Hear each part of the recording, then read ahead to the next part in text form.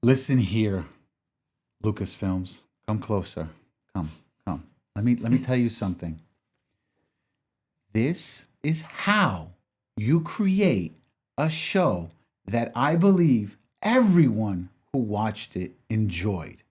Not like the last three sequels that you guys did that almost everyone collectively hates more than the prequels. So let's talk about it.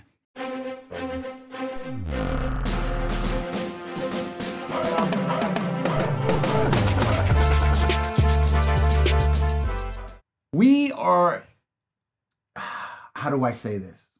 We are given a 1950s-esque or 60s maybe, right? A lot of 80s. Okay, let's just say 80s. Let's just say 80s like Stranger Things.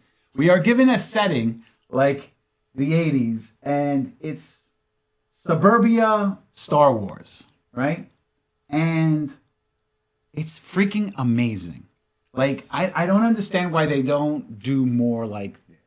This show, from beginning to end, had me captivated, made me feel like it made me feel like I was in my childhood again, where, the lights go dark and you gotta be home. So, I've been rambling. What do you think? I want a season 2. I totally agree. Every I totally agree with you. every episode delivered from start to finish. Jude Law, we sort of, the layers slowly revealed, like how he used the kids, and he turned out to be the main villain, quote Right. unquote. Even though he was threatening them and their parents, but he's just a con man who just wants to get paid at the end of the day and wants the treasure. But he was so good as the conniving pirate. He's like, "Oh, I'm in charge of the ship. I'm fighting my pirates." Yeah. Like, pretending to be, a representative of the Republic to be let in. They load the shields. I really like the mysterious aspect of the planet. Like, the parents were self-aware, but we see how the kids were sheltered. But once they get broken out of the shell, when they go on this adventure, and for a show that's led by kids, there were some pretty dark moments they went through.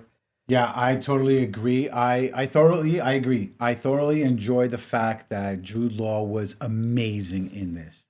I felt like there were times where he was good, then there were times where he was bad, and then there were times where he was like, I don't know which way he's going to go. Right. And is he a fallen Jedi, or is he just some little schmuck kid that was force sensitive and somebody taught him the ways of the force a little bit? Like, if they greenlight the season 2, I hope we get more of his origin story, because he kind of touched upon it in the finale. Right. Saying, he was found, he was a kid that comes from nothing, had no money to live on, and a Jedi gave him a chance, and he's force aware. But I'm assuming that he saw the dark world after the end results of Order 66. Right. So he had to learn to survive for himself, conning his way, talking his way out of trouble. But he is so good as a con man. So great. So great. Okay. So we like the aesthetic. Yes. Did we like the story? Yes. I think overall the story was great, right? The fact that they left here, they went there, they're being chased by pirates, they end up back to their home world. They have all these shenanigans like Indiana Jones, like the Goonies, right? E.T. Right, E.T. So now we like that. What about the soundtrack? The score. Did we like the score? I think the score was decent. Okay, it was really good. It didn't remind me too much of Star Wars, but at the same time, though, I think it was great. It worked out for what it was doing. Now, I'm going to tell you one thing that I despised about this. Oh, no.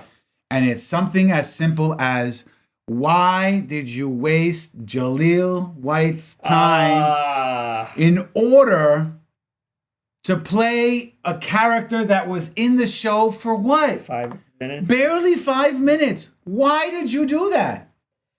Maybe his role will be expanded, but I can see your point. Well, okay, we're assuming that we're going to get a season 2.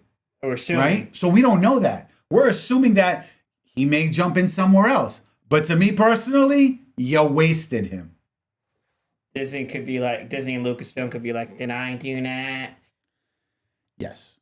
Yes, you did. You did do that. You fucked up in that part because there was no point for you. You could have just, anybody could have played that part. Hell, one of us could have played that part. Because all he really did was like, yeah, okay, sure, that's what we're going to do. He raised his arm and his gun for a few seconds. That's it. Like, anybody could have played this part. Like, they definitely could have expanded, but maybe they didn't have the time. Like, he was getting awfully comfortable in the captain's chair when Jude Law's character wasn't on board. Right, but still, what a waste. It was a waste. I really do feel like this is probably the most that I've enjoyed a show done by Disney about Star Wars, and yet you brought in, I wouldn't say a high level ranking actor in order to play him, but why? Like, I get it. Like, maybe people a lot younger than me wouldn't understand who Jaleel White is, but still, you wasted a cameo by him doing all this. One thing I gotta give him credit for is that there was no cameos from other characters. There was no Mandalorian. There was no Ahsoka. Good. Yeah, there was no classic characters. The universe is vast. There's no need for everybody to be showing up at the same spot. I think there was only one repeat character, Vane, that was a villain on Mandalorian, but he's a pirate. So he's supposed to be amongst that underworld. That makes sense. Right. I totally agree with you on that. But other than that, they did a good job in staying in their own corner, quote unquote, of the Star Wars universe. And you know what?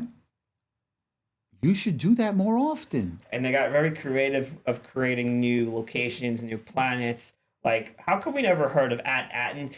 Oh, because it was hidden on purpose by the Republic. They had a good cover story. Right. That's why it was never mentioned in previous shows and the movies. Nobody knew about it. And because nobody knew about it, hey, guess what? We can make it this way. You know what? That makes me, well, I was going to say it makes me wonder how many more other planets do we not know about. But between going to every single planet that they went to in order to find the location for their planet, I don't think that there's any more like that. Another performance that was amazing. Nick Frost's voice as SM-33. Yes. Anytime he says, but the captain or Aten, like, and he did his job as protector of the kids, or anytime he got shut down, or anytime he went rogue. Yeah, I agree. But again, Lucasfilms, you screwed up with the Jaleel White thing. I'm just telling you that. What a waste of him. Like, you got a big name to play a really great character in Jude Law, and then you got this random character that's in the show for maybe a total. What were there? 8 episodes or 10? I think there was 8. Okay, so in 8 episodes, he was only 5 minutes throughout the whole thing. Yeah. What a waste. I'm done ranting about him. Shout out to John Watts and Christopher Ford, who created the show, and showrunners, and etc. Yeah, John Watts did great. I mean, listen, if you like the recent trilogy of Spider-Man, you're going to understand where this is going, where the show was going, because it was great. It was literally written, I wouldn't say for children, but with a childlike twist to it. And the 4 kids that were the lead of the show, this is probably, they've probably done small stuff before, but this is definitely their true debut in show business. They killed it. Their acting was on par. I can't give them enough praise. Right, and I especially liked the girl that played KB. Yeah, she was great. She was awesome in this. Not to say that the other kids, the girl that played Fern or Neil or Wim. Neil is by far, I think, everyone's favorite character. Neil was the comic relief / the conscious of the group. If you want to go, you want to go that far, he's like this innocent kid, that just like the rest of him wants to have fun, but he doesn't want to no part of the danger, and he ultimately wants to go home. Right. Yeah. So I also I liked how they ended it, because like throughout the whole movie, Wim wants to be a Jedi. Not that he wants to be a Jedi, but it's like one of those, like when you're a kid, you want to be something, right? Like when you were a kid, you wanted to be the Red Power Ranger, right? So the same concept with him, he wanted to be a Jedi. But towards the end, you see him looking up in the sky and saying, nah, I want to be a Republic pilot. Right, a Republic pilot. So it's like, holy shit, I want to be able to fly one of those. So yeah, Yeah. I like And I like the twist at the end. It's not really a twist, but the changing of what they wanted to really be. But now it's interesting how they ended it because now they're exposed and people Right. know where they are. But it opens up possibilities for them to explore the world outside of their own planet. And it's open ended what happened to Jude Law's character. Right. Like, we saw the doors close. We could assume that, he survived and conned his way and stole a ship or something like that. And I like his various names, like anything from John Nawood or Kristen Jack was my favorite. Right. Yeah. So, yeah. Overall, if you haven't seen the show, I would totally tell you to go and watch it. It's worth the 8 episodes? So it's probably like 6.5, 7 hours worth. Another show I wanted to mention that when we were talking about how the gold standard, and you mentioned it's the best thing since the trilogy. Another show that you and me enjoy was Andor.